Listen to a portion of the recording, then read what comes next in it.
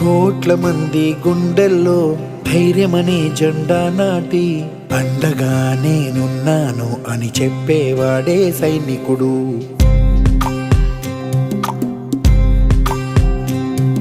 ఈ దేశమే నా ఇల్లంటూ అందరూ నా వాళ్ళంటూ కులం మతం భేదాలను భస్మం చేసేవాడే సైనికుడు. చెడు జరగని పగ పెరగని బెదరని గని సైనికుడు, అగు పెరుగని రక్షణ బలి చెదరని ముని సైనికుడు. మన ఆయుధాలు ఎన్నెదురైనా ప్రాణాన్ని ఎదురు పంపేవాడు ఒకటే ఒకడు వాడే సైనికుడు.